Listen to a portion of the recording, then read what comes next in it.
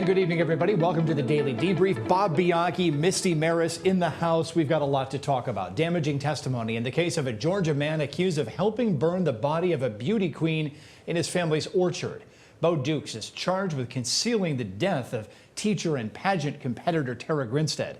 Dukes is further charged with making a false statement and hindering apprehension in Wilcox County, Georgia. He faces other charges in another county. A co-defendant is charged with Grinstead's actual murder. Testimony in this case is pushing into the evening, so let's take you right back live to that courtroom in Georgia. With these instructions, and that is that you're not to discuss the case with anyone. Don't allow anyone to discuss it in your presence, in your hearing, and don't discuss it among yourselves until I give you instructions to do so.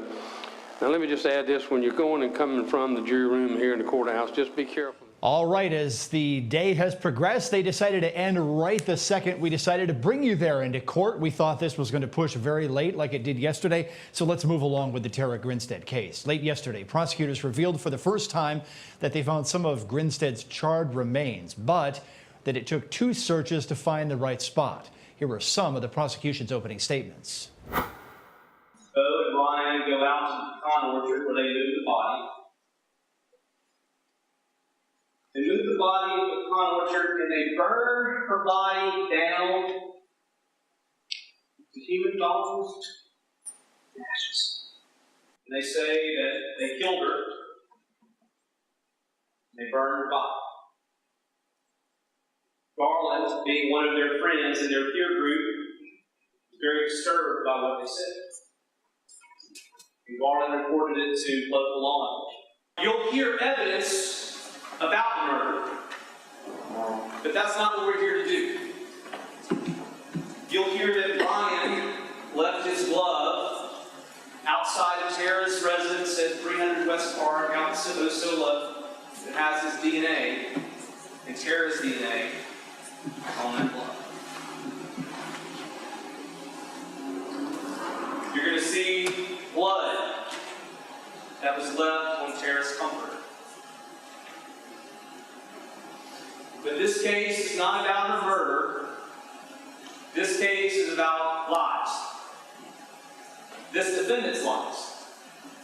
This case is about his secrets, his denial. That's what this case is about. The state was careful to tell jurors that a co-defendant is charged with the actual killing. The defense did the same, but also said the defendant's conduct did not violate the strict letter of the law as charged in this case. The defense urged jurors to pay close attention to testimony to separate accusation from fact. The mother of the defendant's girlfriend testified that Bo Dukes confessed to her that he was involved with the crime. That discussion came after some family turmoil. If we wanted to see our daughter, if we wanted to celebrate holidays, if we wanted to be around her, we had to allow Bo back in the house because those were her stipulations, that Bo was the love of her life and he was part of her life, and if we didn't want him in her home, she would not come into our home. What did you ask him? Basically was what Brooke told us true. Had he helped to dispose of Tara's body? And he said yes. Why didn't he tell people? And he said that he had told people over the years, but not law enforcement. And I asked him specifically why Ryan killed her. What did he say? He said he never asked him why. Did you ever ask Bo if he was responsible for the murder of Tara Grinstead? Maybe not in so many words. Kind of like, are you sure that's all there is to it? It was just so hard for me to fathom the whole thing anyway. It was like living in a surreal bubble, but he assured me otherwise. And you said earlier that you essentially asked him if the things that Brooke had told you were true. Mm-hmm. What was his response to that? It was true. Things that he told me were that he had helped to dispose of the body, that they had burned it in the pecan orchard, that he had been there that night when it all happened, or, when they burned the body, and that it had been his truck that was used to transport the body. According to testimony, Bo Dukes was confessing to pretty much everybody, including to an Army buddy. I had mentioned something about seeing a billboard, and it had a really, really pretty lady that was on it. And I was like, man, that's crazy. What's going on with that? He had brought it up and said, do you remember that billboard that you had seen? And I was like, yeah. And he was like, I know what happened. And then I was like kind of shocked with that and was like, what? And he said that his friend had showed up and said, man, I fucked up. And I said, what do you mean? And he said, well, he continued to tell me that he had, messed up and he needed his help. He needed his truck. His friend needed Bo's help, is that right? Yes, sir. Okay. He had said that he had technically killed Tara to him. The friend had said that? Yes, that he had beat her and accidentally strangled her and killed her, and he didn't know what to do. So he needed his truck to be able to move her body. And did Bo Dukes tell you if he loaned his truck to his friend? He said that he had went with his friend and used the truck. He had said that they had went and recovered the body, and they continued to take it to the middle of his grandpa's, or the Hudson pecan orchard. And the exact location didn't tell me, but had made the comment of, we took her to the middle of the pecan orchard and burned her body. And if I can roll back a little bit, whenever I was in basic training, he had made the comment, which now it made sense, of the sense of, hey man, it takes more than 1,200 degrees to burn human bones. When he said that they burned her body in the pecan orchard, was this with Bo Dukes and his buddy? Yes, sir.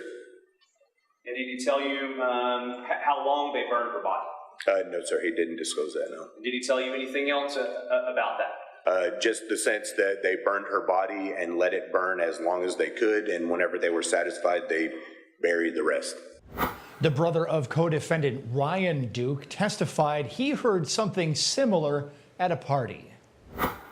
Said you were at a party. You can't recall that date. No. It was just cold. It was just cold. I just remember having a fire. Okay.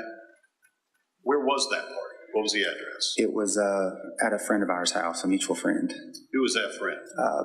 Ben and Hank McMahon. It was their house. Okay. And it's your testimony that after Mr. Dukes told you that your brother, Ryan Dukes, had killed Tara Grinstead, you didn't have any further questions for him about it? No, sir. I figured he was joking, kidding, just trying to get under my skin. You knew Miss Grinstead was missing? Yes. You knew folks would? Yes. My guests tonight are the Dean of Criminal Defense Attorneys, Bob Bianchi himself, and the preeminent Misty Marris, both here. So seems to me this guy's going down. Okay, we've got witness after witness after witness saying this defendant talked to me about being present, being involved here. Yeah, I have to agree with you, Aaron. It seems like there's multiple people coming forward with the same type of story. Now, if you had one person saying it, that's one thing. But you have multiple people saying the same thing, it's going to be a problem. But I do think from a defense perspective, exactly what you said was highlighted in the opening statement. You have to separate this from the Ryan Dukes case, and that's from the Ryan Duke case, and that's really the only shot the defense is going to have here. Bob, what do you make of it? Yeah, and one of the interesting things here from a legal point of view is that you can't use Ryan Duke's statement in this case because he has a right to remain silent, and that would violate the confrontation clause in the Bo Duke case. But like Misty said, you have so many random people coming up with the same story where they don't really seem to have a motive to lie. If anything, they had a motive to protect the people that were telling the story. That's going to make a very difficult case for the defense. Yeah, but again, we've got the state having her remains. It took 2 searches, but they eventually found the remains of Tara Grinstead. So they have evidence to back up what this defendant was telling his buddies he was involved with. You've got statements to multiple people. You've got physical evidence. This is a strong case for the state. Yeah, no, definitely. I mean, every time you have a statement case, you always got to worry about the motivation, the jury charge that the Judge Aaron gives at the end of the case, which typically is that you got to take oral statements of people very suspect because a change or nuance in a word or the way they say it is one thing. But when you have corroborating physical evidence that doesn't lie, that backs up that statement, it's pretty darn good. I know I'm jumping ahead to the next trial here, but Misty, how does someone accidentally strangle someone? Well, that's something I've been trying to figure out. I don't know. Figure it out because I'm going to test it on you, my friend. No, not that. All right. We've got another case to move along to now. The Florida man accused of murdering his father, chopping up the body, and burying it on a golf course today took the stand in his own defense. James Scandirito Jr. faces the charges but does not face the death penalty. Prosecutors say the defendant took his father's money, had 2 passports, lined up a private plane. The defense, however, says Scandirito and his father, who used to be a judge, were dealing drugs. The defense wants the jury to believe the father died after taking drugs and that James Jr. merely chopped him up so that authorities wouldn't find out about the drugs. The defendant himself described how he claims he cut up his father's body. Have you decided in your mind what you're going to have to do? I have. And what was that?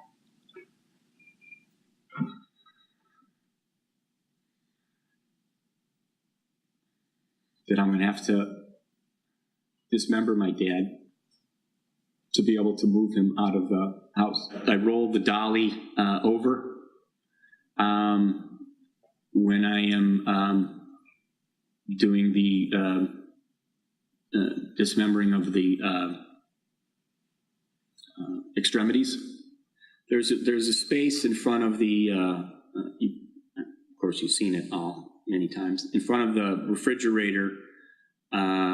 When you come out of the garage on the left side, and if you're looking on the left side of the garage, there's a space there. So I had laid a clear tarp down.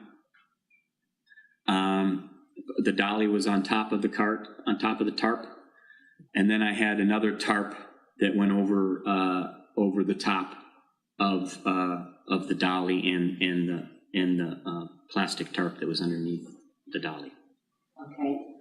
And so when you are actually cutting him, you're using what? A saw. Okay. An electric saw or a hand saw? No, it's a handsaw. And when you are actually cutting him, are you doing that underneath the top part? Yes. And why is that? Because I can't look at what I'm doing. I just can't. Is the jury going to believe this at all? Next, the defendant talks about the mechanics of cutting up his father's body. Remember, he claims his father died after taking drugs. I take a garbage bag and I kind of cover the part that is being dismembered. So when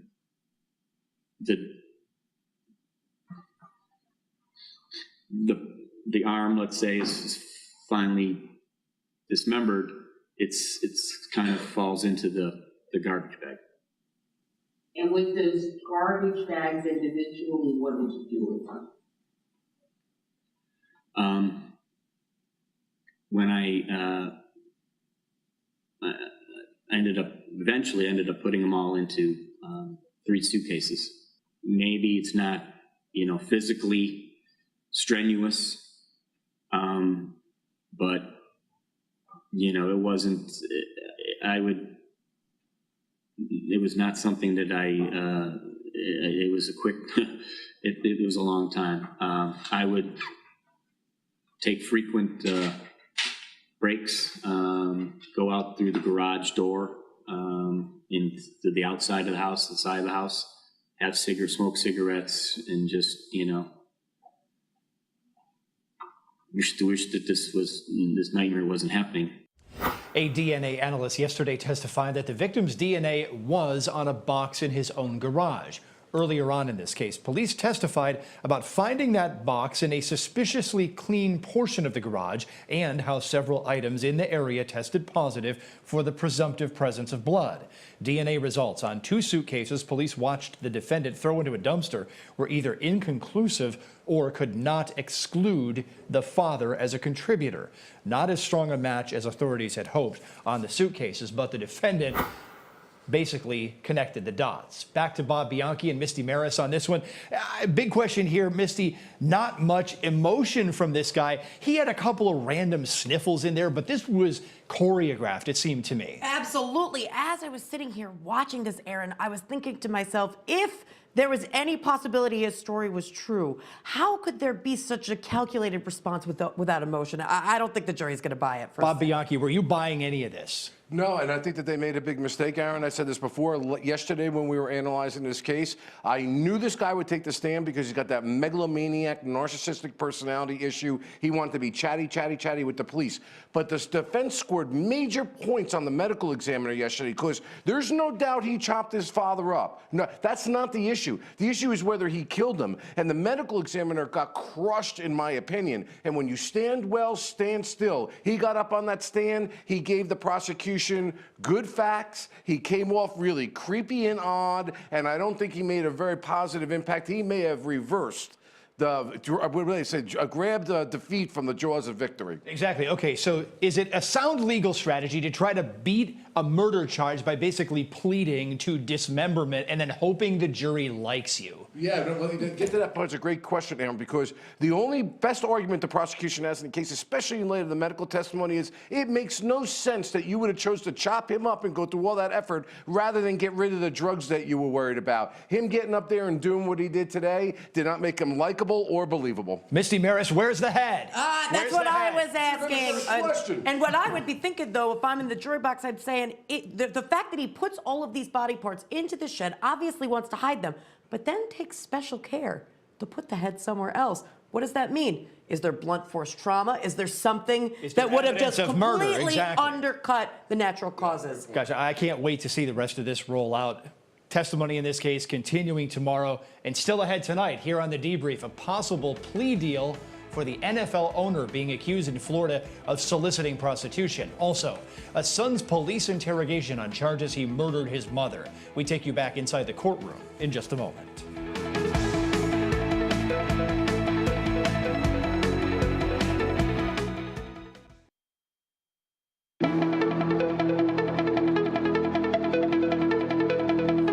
Prosecutors are offering a deal in the prostitution case against the owner of the New England Patriots. Authorities in Palm Beach County, Florida, have reportedly offered Robert Kraft a deferred prosecution deal. Here's what it means.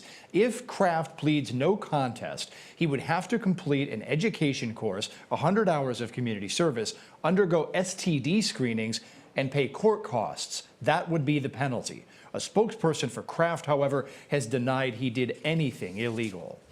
The defense now has the case of an Iowa farmer accused of murdering his mother over money. Prosecutors say Jason Carter killed Shirley Carter and then staged the scene to look like a robbery. The defense said during openings that friends and family would testify that Carter loved his mother and that the family got along well. That claim seems to have backfired because of derogatory testimony about the defendant from a friend and from his own father, the husband of the victim. Last week, jurors heard portions of the defendant's frantic police interrogation. Here, he describes finding his mother's body. He just knelt down and said, "Oh, Mama." And he grabbed hold of her leg and put his head down on her. So, Jason, you just, the only part you thought you just touched her on the leg?